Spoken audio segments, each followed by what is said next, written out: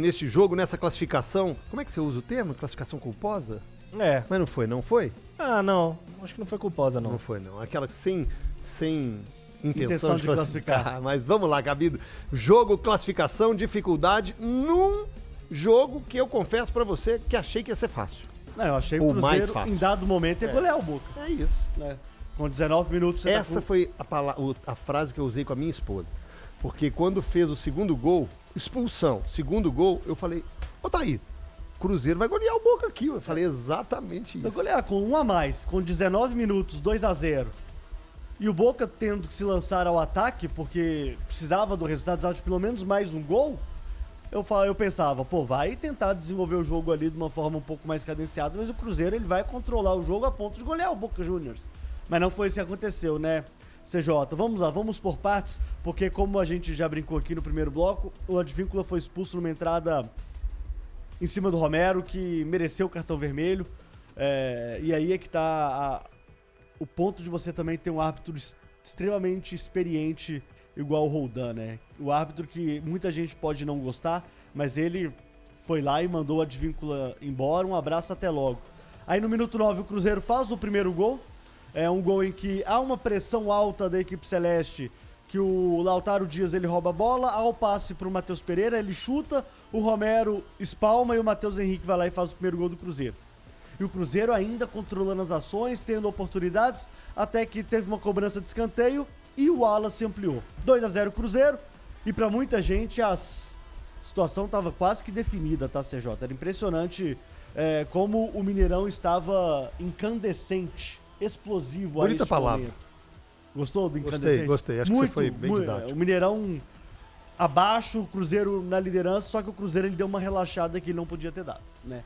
Houve uma desconcentração maior da equipe. Teve oportunidades também por motivos óbvios. O Boca lançou-se um pouco mais. Inclusive o Diego Martins colocou uma marcação um pouco mais alta para atrapalhar a saída de bola do Cruzeiro, que estava atrapalhada. O Giménez teve 2 oportunidades que não se pode perder. Aí eu fico pensando no torcedor do Boca, com o Giménez errando 2 gols de frente pro Cássio. Não, mas eu acho que foi o primeiro. Foi o Zenon. O primeiro foi o Zenon. Foi o Zenon. É. Zenon e depois o Giménez. Primeiro foi o Zenon. perdão. Você tá falando aquela a pichotada do Zé Ivaldo? Essa foi o Zenon. As 2 chances do primeiro tempo, você tá falando? Sim, e foram... Fora o gol. Foram claríssimas. Aí eu fico pensando se as bolas tivessem caído nos pés do Cavani. Aí o Cruzeiro teria, de fato, um problema, o que foi um reforço incrível pro Cruzeiro, o Cavani ter jogado a partida de ontem. E aí acontece o gol pra mim numa falha do sistema defensivo, muita gente falando também no gol que o Cássio havia falhado, mas aí começa a preocupação, porque quando você tá vencendo por 2-0, CJ, com a vantagem de se classificar, com a situação favorável a você, com um jogador a mais, quando você sofre o 2-1, você fala assim, o segundo tempo vai ser diferente daquilo que a gente estava prevendo. Mudar de tempo com a vantagem que, na verdade, perdeu, né? Porque o 2-1 levaria a decisão para os pênaltis, faz com que o Cruzeiro mental, tivesse um pouco... o mental, não vou falar que o mental abalou, mas a pressão, ela volta pro Cruzeiro. A pressão estava com o Boca, ela acaba voltando para o time do Cruzeiro. E o segundo tempo, o Cruzeiro foi mal. Muito mal, principalmente no início, CJ. O Cruzeiro, a gente vai falar um pouco mais sobre isso, né? O Cruzeiro entra com o Wallace e com o Romero. E aí, na minha opinião, isso foi, entre aspas, um pouco desnecessário com a história do jogo. Mas o Cruzeiro, ele teve muita dificuldade em encurralar o Boca precisando de mais um gol.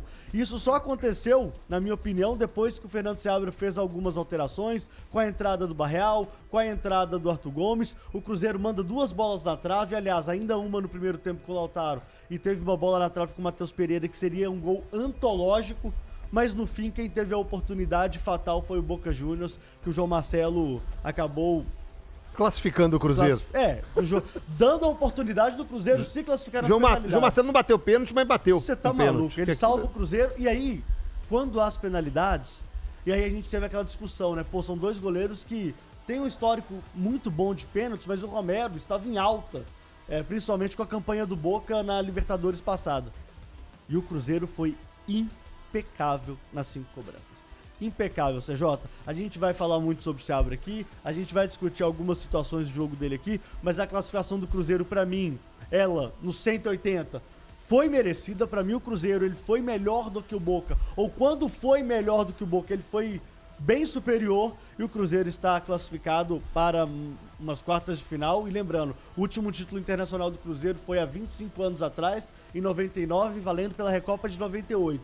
E a incrível marca do Cruzeiro de 40 vitórias sobre clubes argentinos em torneios Conmebol. O Cruzeiro é o time que mais venceu argentinos na história da Conmebol. Já quer emendar? Emenda. Não, eu emendar porque o Capitão falou que o Cruzeiro mereceu a vitória. E, de fato, mereceu mesmo. Mas quando tá com um jogador a mais o jogo inteiro, todo mundo espera um amasso, né? O jogo porque se pensarmos no que aconteceu ali no jogo e olhávamos a oportunidade, o volume de jogo, o Cruzeiro foi superior ao Boca. Na maior parte do jogo.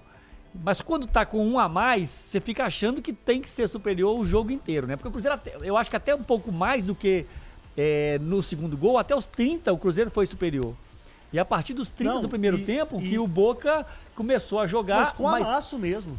Sim, até os 30 o Cruzeiro com muita superioridade.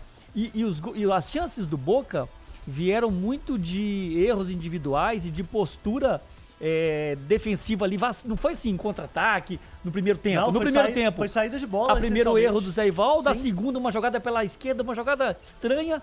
O João Marcelo toma um drible que não é comum e o Boca tem uma grande chance. Aí o segundo tempo, Capitão, que aí o jogo ficou igual. Você não sabia quem tava com o jogador a mais ou a menos. Não, eu sabia quem tava com o jogador a mais. Nós sabíamos, mas não parecia. O Boca, em dado momento, tava com o jogador a mais. Então, aí eu acho que foi um jogo de trocação, o Cruzeiro Sem teve dúvida, chance, sem dúvida. o Boca também teve chance. Quem chegou ali, olhando o jogo, fala assim, pô, o jogo tá bom. Cruzeiro dando espaço, o Boca também dando espaço. E a gente sabendo que o Cruzeiro tava com um jogador a mais, ele poderia ter controlado isso melhor. E a escalação do Seabra teve resultado no início do jogo. Porque ele bota o Lautaro do lado esquerdo e o Matheus Henrique do lado direito. Isso. E o primeiro gol sai exatamente desses dois jogadores. A pressão do Lautaro e o Matheus Henrique atacando a área. Tá explicado que o Lautaro é titular, hein? Não, pela vontade, cara. Morde. Mas aquela qualidade também naquele voleio, né? Aquele remate é uma qualidade. Já adiantando, ele vai ter que pensar alguma coisa pro Barreal também, né? O Barreal, na minha visão, tem que ser titular desse time. É claro que ele vai ter que mudar um pouco a estratégia. Se o Barreal for jogar, porque tem o Matheus Henrique, tem o Lautaro, o que ele vai fazer? Mas tá pra mim, o Barreal, ele não pode ser reserva do Cruzeiro. Eu acho que ele tem entregado mais do que a grande maioria.